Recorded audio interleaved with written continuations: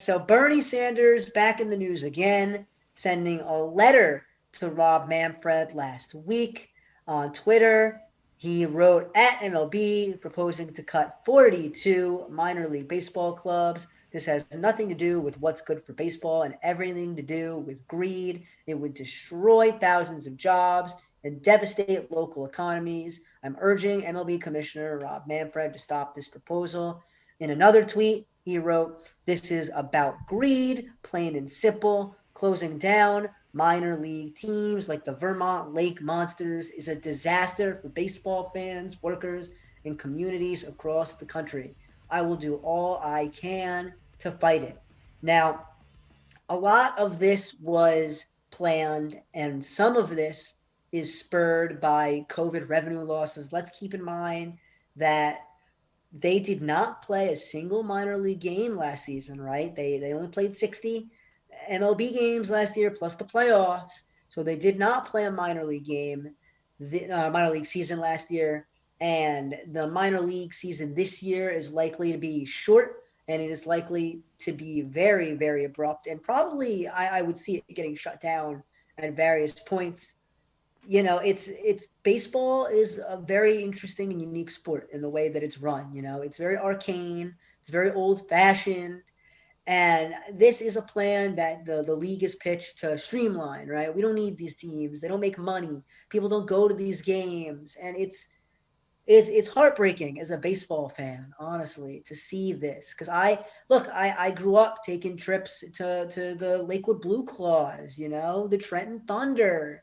It's one of my favorite places was watching. I used to watch Chase Utley and Ryan Howard for the Phillies when they would Mm-hmm. greet when they you got hurt, or Jimmy Rollins or Cole Hamels. All those Phillies superstars that would get hurt, and I'd be able to go down to the Lakewood Blue Claws Stadium, and I'd be able to watch them rehab and see, Derek Jeter or Alex Rodriguez at the Trenton Thunder games, or, up in Coney Island with the Brooklyn Cyclones, getting to watch some Mets rehab. Like those are memories that baseball fans get. That's the baseball experience that you can't get that in a major league ball club anymore. That's what baseball in its purest form is supposed to look like. So, my hats are off to Senator Sanders for, making this a public issue, and for bringing awareness to this, and, for using his platform to advocate for minor leaguers who are, I mean, oh boy, I don't even know if we want to get into how minor leaguers are treated in Major League Baseball, but it's a good platform position for him to take, and I appreciate that he did it. Right. Let's keep in mind, we're not a politics podcast. That's a totally different show. But the thing is, I and like you said, Senator Sanders has taken a position that it's actually very contradictory to what Rob Manfred and the Major League commissioners and the Major League board want to do, because they see this strictly as a money saving measure.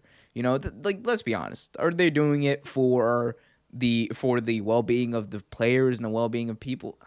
It's not. It has nothing to do with that. They have an excuse to get rid of these teams now, so they're taking advantage of it.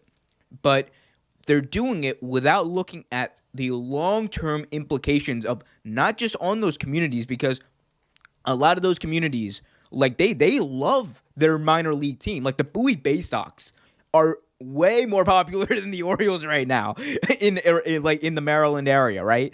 Like you have, and like Bernie Sanders' team, like the team in Vermont, like Vermont doesn't have a baseball team. Bowie, Maryland doesn't have a baseball team. Trenton doesn't have a baseball team, right? So you have all of these areas, these markets, that are small, but like their minor league teams, that like that feeling of like, hey, there's nothing to do today. Let's go to a game, you know?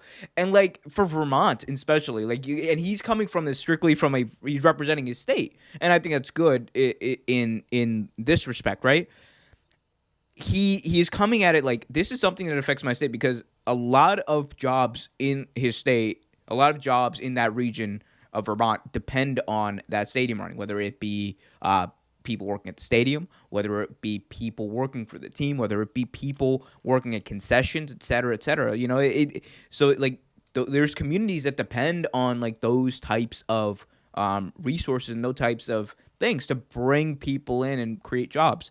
When you immediately take that away, it not only does it hurt the economy locally, but it hurts the fans and it hurts the sports. And let me tell you why. Because those communities, like the people that go and watch or go to these minor league baseball games, they do it because they like baseball. But when you take that away, when you take something that they like, and granted, it might not be a large amount of people, but baseball cannot really afford to lose many more fans at this point. They're like, their popularity is not doing well. You know, there was a little bit of boom in popularity after the steroid era. After like ratings fell during the steroid era and popularity fell, but ever since then we've been seeing it go down and down, and I'm concerned that this is going to alienate a lot of those fans. Like a lot of those fans who like to root for their local team. A lot of those fans who their main connection with baseball might be that local team. Their main connection with the MLB might be that local team. And like there's no other league that they can go watch.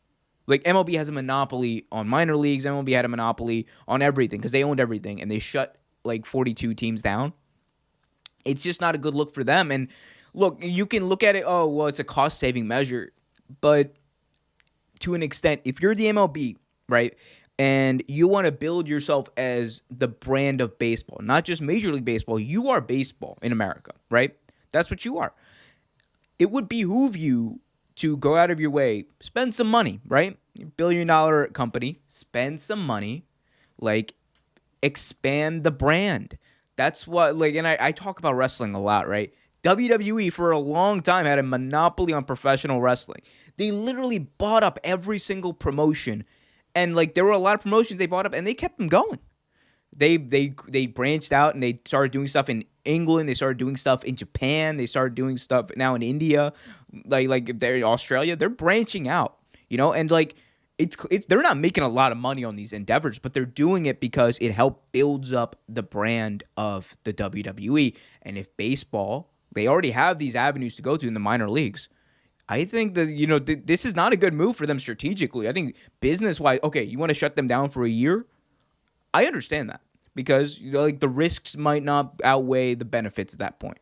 But to cut them all outright and to drop them, I think that's extremely dangerous to the brand of the MLB and the sport of baseball, because what you're saying to those communities, what you're saying to those fans is, that, well, we never really cared about your team in the first place. We never really cared about your love of the game in the first place. And it's not a good position to be coming from. I mean, you're absolutely right. At the end of the day, baseball has I think what people don't understand is that baseball is in a very unique position.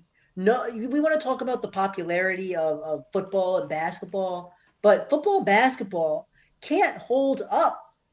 There are what? 3+ minor league systems with at least 20-something teams per, and you can fill out every one of those roster spots with 25 dudes. Like, that's a lot of baseball players. People just don't get the sheer number of baseball players that exist out there, because there's still college baseball. There's still, semi-pro baseball. There's still high school baseball.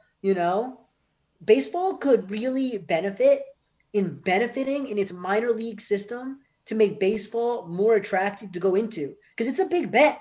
You go into the NBA, like you're getting drafted and playing NBA basketball. Like now you might go into the G League and play for a year or two, or bounce between the rosters, or something along those lines.